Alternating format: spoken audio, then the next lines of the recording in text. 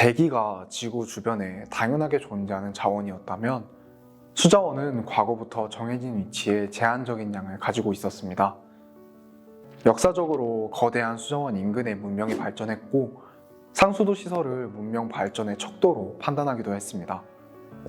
도시의 인구 밀도가 점점 높아지고 산업이 고도화될수록 체계적인 수도 시스템과 하수, 폐수를 정화할 수 있는 필요성이 항상 함께했는데요.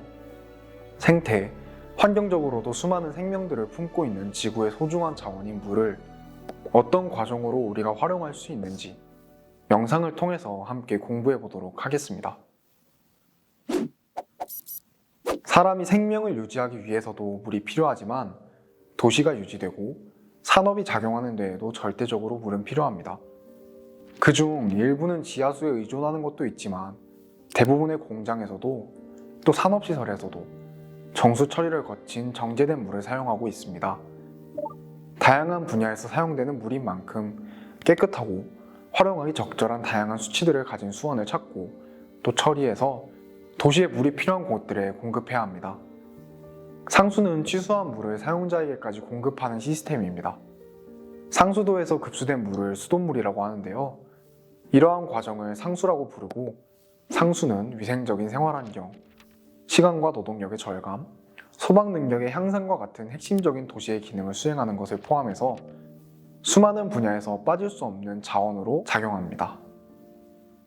그렇기 때문에 자연 상태의 물을 길어 분배하는 과정까지 매우 세분화되고 중요하게 과정을 나누고 있는데요. 수돗물이 우리에게 도착하는 과정은 수원, 취수, 도수, 정수, 송수, 배수, 급수로 이루어집니다. 각 단계별로 물이 모아져 있는 적절한 수질의 수원을 선정하고 물을 길어오는 취수와 도수 과정을 거쳐서 우리에게 적합하게 사용할 수 있도록 정수시설에서 정수를 진행합니다.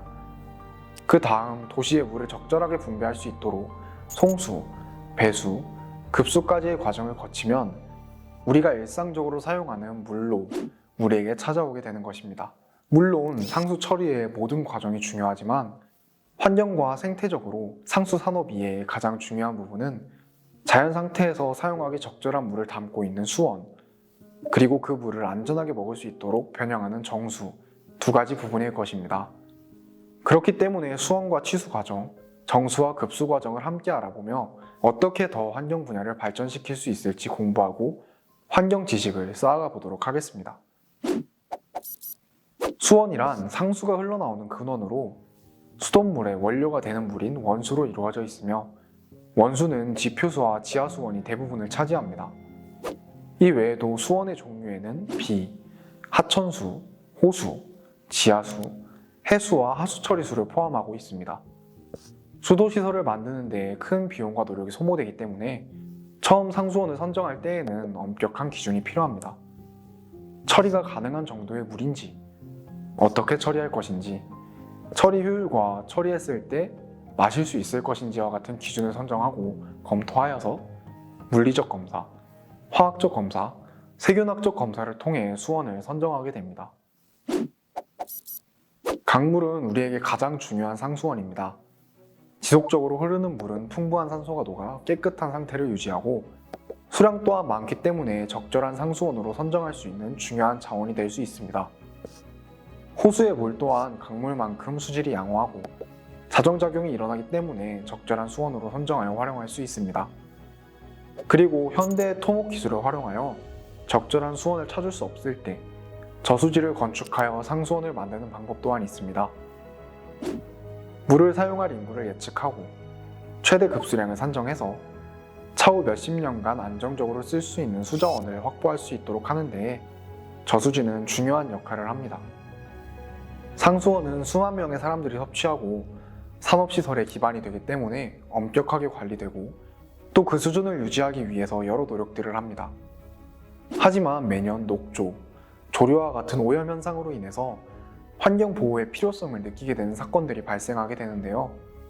엄격하게 관리되어야 할 상수원에서 녹조는 어떻게 발생하게 되는 걸까요? 수질을 측정하는 가장 중요한 지표 중 BOD라는 수치가 있습니다. 물속에 생명체가 필요로 하는 산소의 양이 얼마인지 확인하여 물에 녹아있는 산소가 안정적으로 유지될 수 있는가에 대해 판단할 수 있는 지표인데요. BOD가 너무 높은 물은 빠른 시간 내에 그 물 속의 산소가 사라져 그 안에 생태계에 영향을 줄 수 있다는 근거가 되어 BOD가 낮은 물보다 상대적으로 오염된 물이라고 판단하는 근거가 됩니다. 안정적으로 물속의 생태계가 유지되다가 외부 요인으로 인해서 질소, 인이 과량 투입되게 되면 이를 영양소 삼는 조류들이 과도하게 늘어나게 됩니다. 늘어난 조류들은 질소와 인을 소화시키면서 함께 산소를 소비하게 되고 BOD가 점점 높아지게 되며 물속 산소의 양은 줄어들게 되는 것이죠. 이는 안정적이었던 수생태계 파괴와 더불어 산소 없이 생존할 수 있는 혐기성 미생물들의 활동들 또한 왕성하게 부추깁니다. 혐기성 미생물들은 산소 없이 활동하며 메탄, 암모니아와 같은 독성 물질들을 수중에 내뿜고 이는 기존의 상수 기준에 영향을 크게 미쳐서 인간이 활용하기 부적절한 물이 되는 것입니다. 그렇기 때문에 상수원은 작은 변화에도 큰 영향을 가져올 수 있어 엄격하게 관리되어야 합니다. 또한 미래의 상수원을 보존하기 위해서라도 지금의 물을 보호하고 자연을 지켜야 하는 것입니다. 물은 지구라는 행성의 정체성을 만들어주는 아주 중요한 자원입니다. 산업의 발전으로 수도 사업 또한 발전해서 우리에게 물은 풍부한 자원일 수 있지만 아직까지도 상수 시설이 체계화되지 않은 국가 또한 많고 환경적으로 도달해야 할 다양한 목표들이 존재합니다.